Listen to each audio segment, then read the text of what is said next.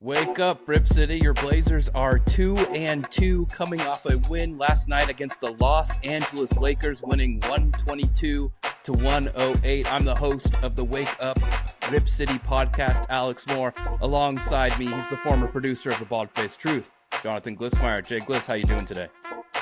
Doing all right. Feeling good about the Blazers 2-2 start? I mean, what was the over-under? It was 38 wins? 34 and a half. 34 and a half? Okay, so yeah. I mean, if you end up at this pace, 41 and 41, you're probably in a good spot, right? Oh, there you go. And you know what? 2 wins over the Warriors and the Lakers. As a Blazers fan, that always makes me happy, of course, you know. But yeah, it's been interesting 4 games into the season to kind of get the measuring stick for this team. But looking at last night's game, again, they're playing a depleted Lakers team. No LeBron James, no Luka Doncic. That second unit from the Lakers, I mean, I follow NBA basketball quite closely, and I did not know about a lot of those guys. But still, Blazers win 122 to 108 last night over those Los Angeles Lakers at Crypto Arena. Gliss, the big takeaway for me, or at least the big thing that was kind of stood out to me, was the play of Donovan Clingan. Just the growth from last year to this year. He is such a menace defensively. And, you know, you see kind of the effect he has on plays that doesn't even show up in the box score when the Lakers were bringing things into the paint and he's just there turning it around. And, you know, obviously even on the box score, he shows up 16 points, 14 rebounds, fantastic play from Clingan, and seeing him be in such good shape and playing minutes effectively later in games too has been so exciting to see as a Blazers fan. Yeah, to have a guy that takes up that much space, his size, his presence, anchoring that defense when you have, you know, the other guys that they have on this roster, the athleticism, running around, getting in people's faces. It's exciting to see, and he looks a lot more comfortable than he did a year ago. 100%. And that also brings me to kind of the role of the center position on this Blazers team. You're looking at Donovan Clingan and the impact he's having with his minutes. And then you look at the Blazers also bringing in Yang Hansen in that first half for 3-4 minute stretches. So he can slowly get introduced to NBA basketball, which I think has been very exciting to see him play in those minutes. And you kind of see the beginnings of the potential of him, you know, with some of the plays he's making, some of the takes he has, and the game's a little fast for him for sure. And he's made a lot of mistakes as well, but we'll see him grow as the season progresses. But then that third kind of option that the Blazers have with Robert Williams out is the centerless minutes. And I think that's something that's been really exciting to see them kind of go to that small ball lineup without a center in, which they're using much more this season than they did last year, and especially in those second halves, because it allows for so many opportunities for this team to run, to score, and they've been really effective in that small ball lineup.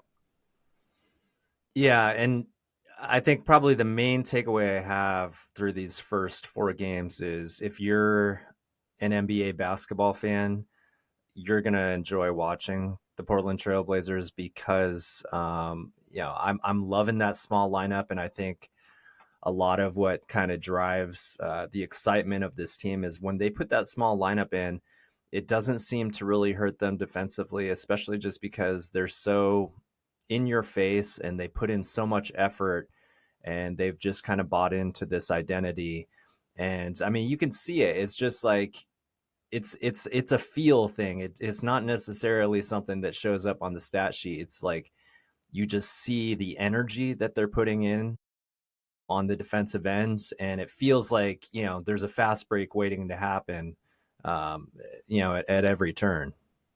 Exactly. And the Blazers obviously dropped the game to the Clippers, but that second quarter of that Clippers game, I don't know if I've seen much basketball played like that ever.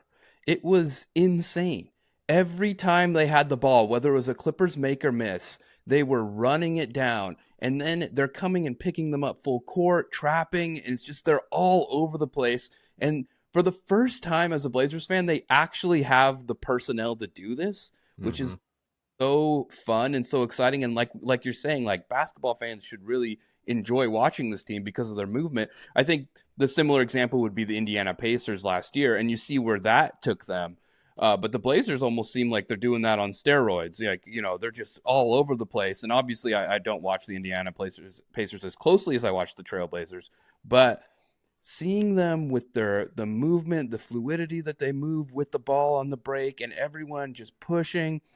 Blake Wesley coming in, who I was very scared of and weary of Blake Wesley minutes, and he's just slowly buying my confidence in him is slowly just gaining. Some like, man, this guy's got wheels. He moves so fast. He's for the most part making good decisions with the basketball, and so just to see all of this, and then on top of all of this, like they have had, some turnovers, but they are for the most part taking care of the ball well. And so it's just, you would think it would be more messy than it is already. Yeah, shout out to Blake Wesley because he's definitely someone that's growing on me. I think he's probably been one of the standouts of guys that is just, I guess maybe you look at the roster and you've been kind of following, this rebuild over the last couple of years. He's not exactly like the guy that jumps out at you, but he's been pretty convincing in solidifying a role on this team. So he's been fun to watch, but yeah, it's just, I think if you're a Blazer fan and you looked at what they've kind of built here and the identity that they've been trying to create, and you came into the season with high hopes, like we're only 4 games in, there's still 78 games, left to play. It's a long season. Every team's going to go through ups and downs and they're still a young team, but I don't think like this is what like kind of best case scenario, even though they're 2-2, this is kind of what I think you were hoping to see. Like this, you could say this is what the team was going to be like, but until it actually happens and you see it in action, you don't really know. Like, you just you can't really put it in, you can't really say that it's an actual thing until you actually see it happen in front of you. And we're seeing the effort, we're seeing the athleticism, we're seeing that in your face defensive minded basketball, and it's pretty exciting. I love hearing this from you because you're like ready to dive fully in, but you're like playing it safe because you just know what it's like being like a fan of the Blazers and watching them. But through 4 games, this is absolutely, I would think at least meeting, if not meeting beyond my expectations of the first 4 games.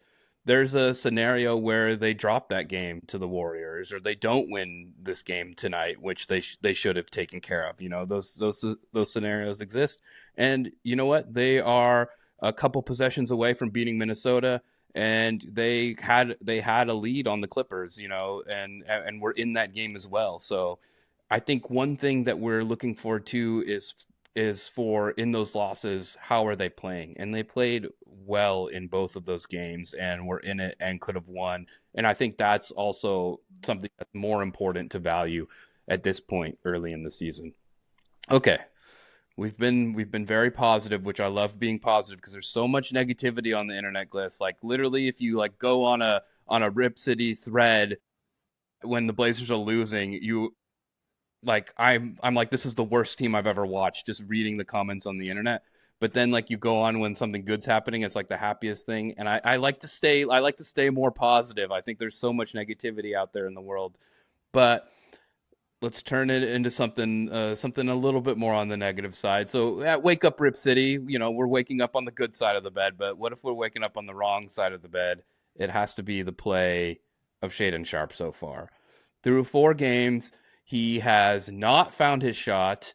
He looks uncomfortable dribbling the ball, a lot of unexcusable turnovers, dribbling off his foot, dribbling into traffic, shot selection questionable at times. I will say in the fourth quarter last night, he did start to. That was the Shaden that I want to see. He was more aggressive, getting to the rim, some nice takes and some nice mid range shots that I like to see. But the shooting is not where we want it to be. coming off the contract extension. What's wrong with Shade Inglis?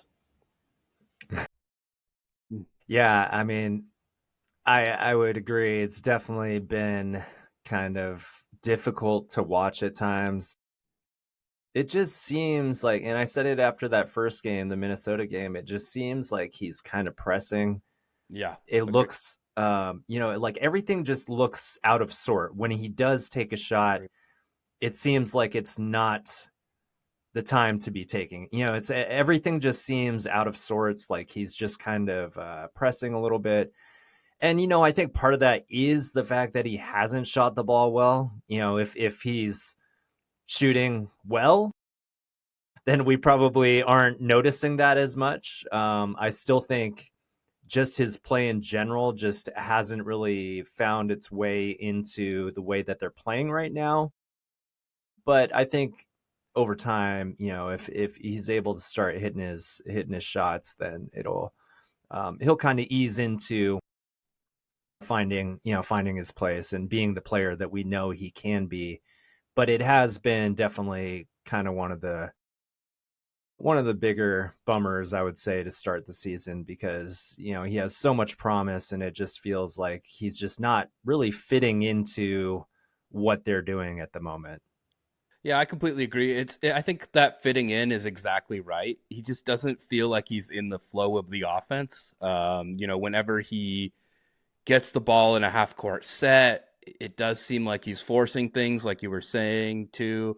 Whether it's forcing a drive when the drive's not there, forcing up a step back three when, that's not the shot that necessarily that the Blazers need to take. There are times for that shot, and I do actually love Shaden shooting that shot. And I do love that he has continued to shoot. We don't want him to stop shooting, right? So, but hopefully he can start to find spots in the offense where he can fit in better.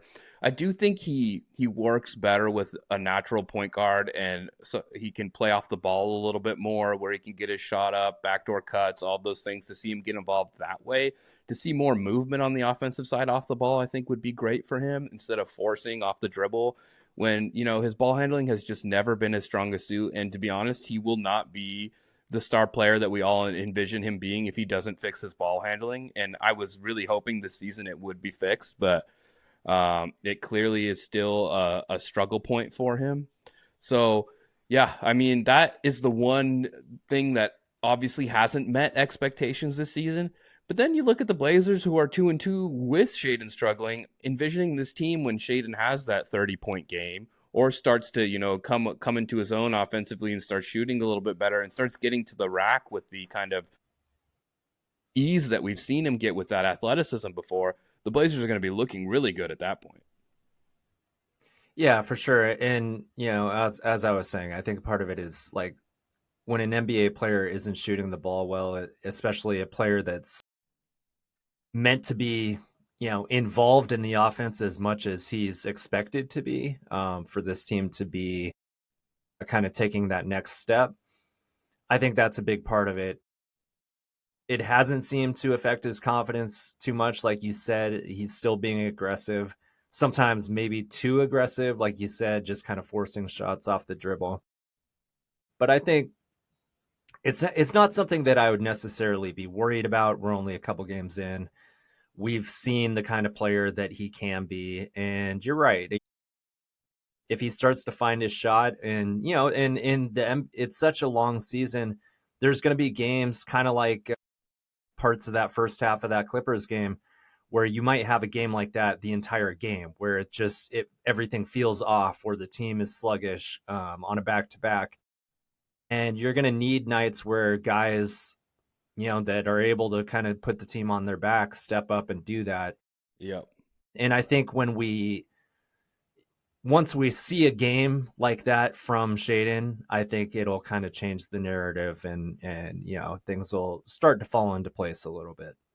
Yeah, I agree. I mean, it's not panic mode yet. I mean, 4 games is too small of a sample size. It's absolutely not panic mode.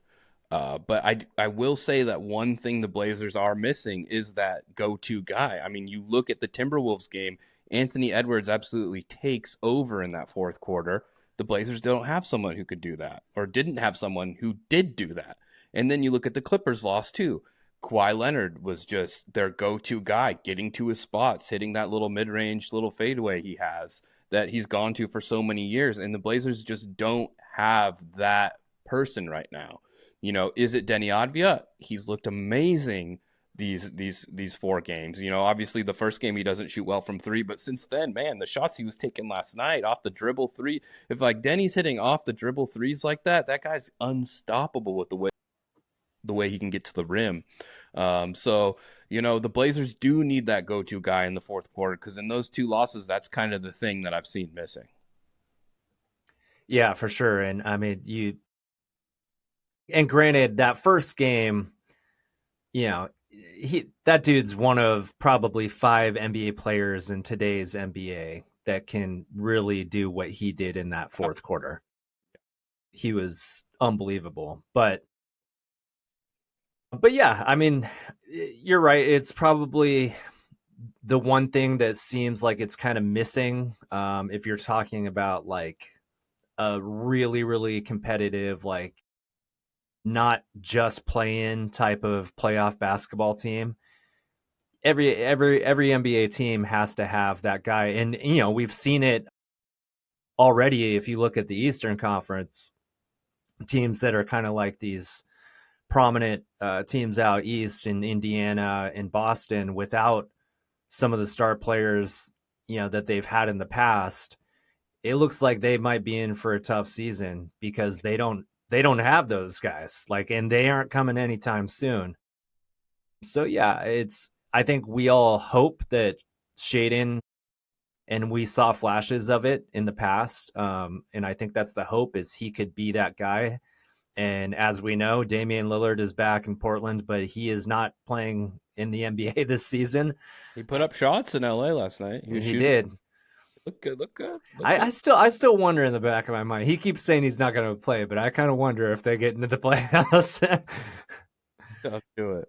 Yeah, but yeah, he's not. The point is, he's not coming back. To save you and be that guy. You need to have, and his age as well.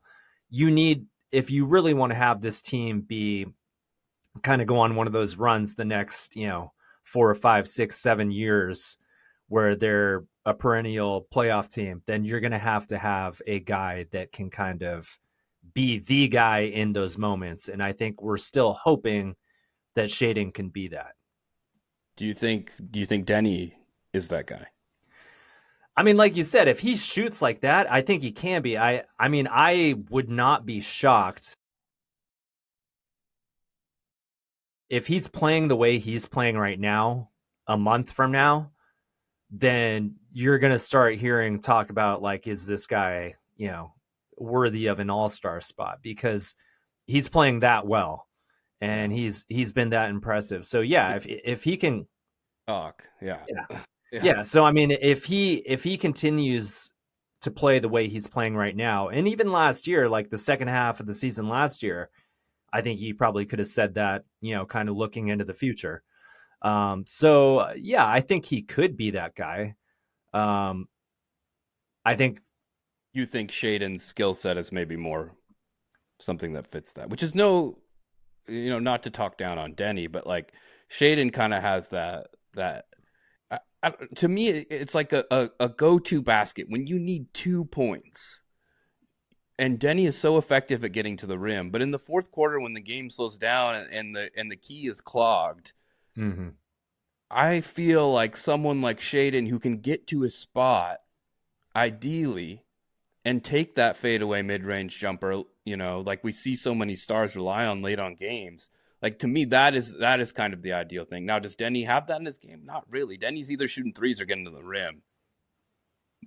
And it's not to take away from him in the clutch either. I think, obviously, the Blazers are going to need to do a lot of different things in the clutch to score effectively in the fourth quarter. But the way Shaedon plays is just like, you could see him being that guy just based off his skill set.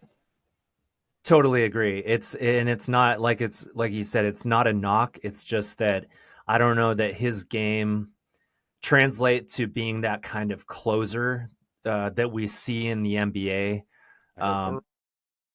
I think Shaden is much more like, and you kind of hit it on the head, like being able to get to that spot where, like we saw Anthony Edwards, where it's like, I know if I have a one-on-one matchup and we need a bucket and I get to the spot I want to get to, like, you're not going to stop me. I'm going to knock down a shot. Absolutely. Okay, one more topic before we sign off here, Gliss. Scoot Henderson supposed to be evaluated in a month or two, and that was about a month ago.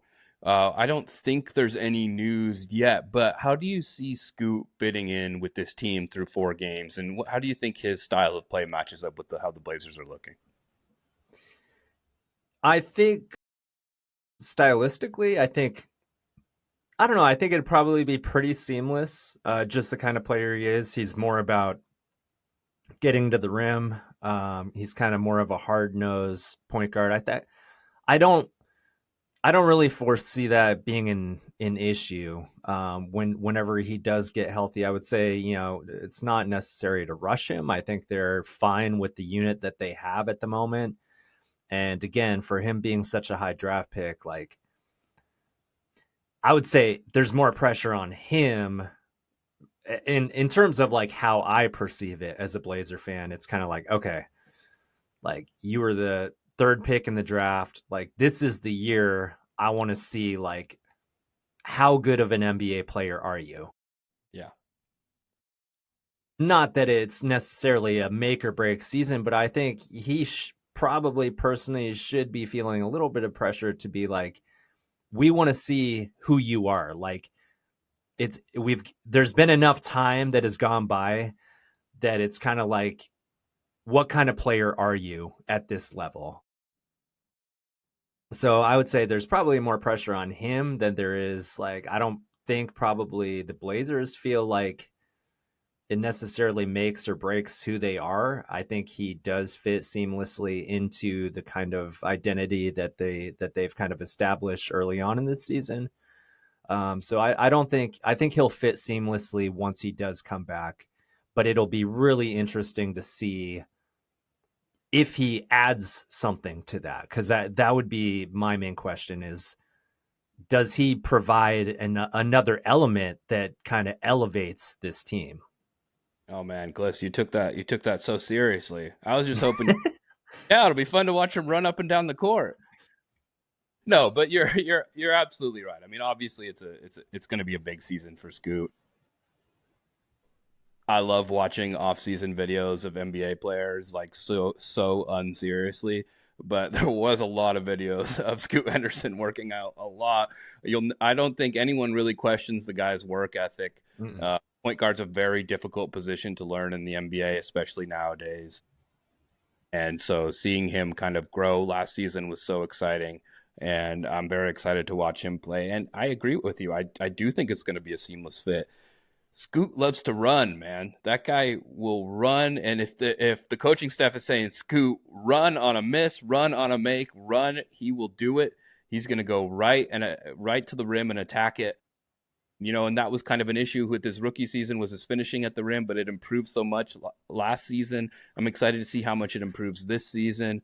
And I think he's going to be a great floor general, and just having Drew Holiday there and having Dame there, two like really veteran presences that will help him, learn the ropes and the position even more so than he already has learned it, is super exciting.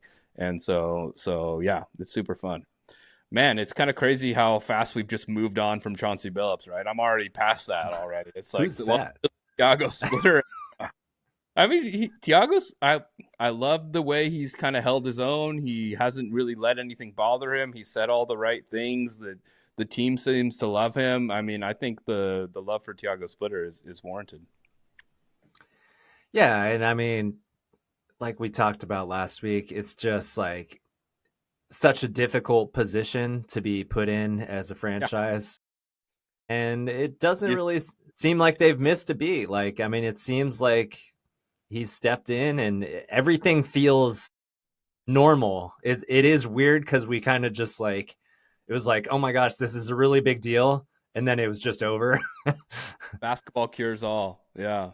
I mean, yeah, the FBI arrests your head coach, and we move on 3 games later. I guess the Blazers have now played 3 games with Tiago Splitter, 2-1 under him. So, yeah. All right, Gliss. Anything else to add about the Blazers? They have one more game on this road trip, and that will be tomorrow. Wednesday at 6 p.m. against the Jazz, who have kind of come out a little fiery, I believe, this season. I think Lauri Markkanen had like 51 points last night, so it will be more of a test than originally envisioned. And then the Blazers open up NBA Cup group stage play on Halloween against the Joker and the Denver Nuggets. So awesome, Gliss. Anything to add? No, man, I'm looking forward to these next couple games. They seem like winnable games, and honestly, it's just exciting to be a Blazer fan right now, where you can actually feel like they have a fighting chance to go in and win any game. Like, I think that's the main thing that sticks out to me right now is just their competitiveness. Like, they're just every single night it feels like, okay, they're going to go and compete and they have a chance to win a basketball game. Absolutely. And that's why we started a podcast this year, right? We had a feeling, it's so exciting. It just seemed more fun to be like, let's talk a little Blazer basketball. Like, they might actually be kind of good. Yeah, it's been amazing. Yeah, I've just had a lot of fun watching these games. I mean, I've just and I'm really looking forward to them, which is it's just a good feeling, which, did happen in the last few seasons, but it's a little different this season than it was the last few seasons. All right, this has been the Wake Up Rip City podcast. I'm your host, Alex Moore. Thank you so much to Jay Gliss. We'll be back next week to talk more Blazers basketball.